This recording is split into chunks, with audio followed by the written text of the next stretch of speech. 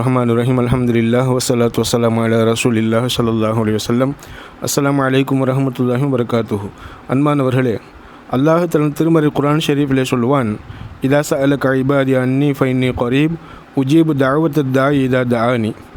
என்னுடைய அடியார்கள் என்னை பற்றி கேட்டால் இதோ நான் மிக மிக சமீபமாக பக்கத்திலேயே இருக்கிறேன்.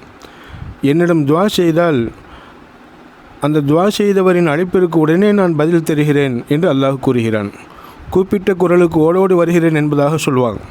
ஓடோடி வருகிறேன் மட்டுமல்ல, வந்து உடனே நான் பதில் தருகிறேன் என்று அல்லாஹ் சொல்கிறான் என்றால் அந்த அல்லாஹ்வுடைய கருணையை பாருங்கள். அன்பானவர்களே, பெருமானார் ஸல்லல்லாஹு அலைஹி வஸல்லம் சொல்லுவாங்க, அத்வா யன்ஃபவு மிம்மா நஸல் வ மிம்மா லம் யன்ஸில். துஆ என்பது நிகழ்ந்துவிட்ட துன்பத்தையும் நீக்கும், இனிமேல் நிகழ இருக்கக்கூடிய துன்பத்தையும் நீக்கும் என்று ஒரு ஹதீஸில் சொல்லியிருக்கிறாங்க. இன்னொரு ஹதீஸில், மல்லம் எஸ் அலில்லாஹ் யகுலபு அலை, யார் அல்லாஹுடன் துஆ செய்ய மாட்டாங்களோ, அல்லாஹுடன் எதையும் கேட்க மாட்டாங்களோ, அப்படிப்பட்ட நபரின் மீது அல்லாஹ் கோபப்படுகிறான், ஆனால் கேட்டால் சந்தோஷப்படுகிறான். அன்பானவர்களே, ஒருவரிடம் நாம் கேட்கும் பொழுது மீண்டும் மீண்டும் கேட்கும் பொழுது அவருக்கு நம் மீது கோபம் வந்து விடுகிறது. ஆனால் அல்லாஹுடன் நாம் மீண்டும் மீண்டும் கேட்க கேட்க நம் மீது அன்பு ஏற்படுகிறது.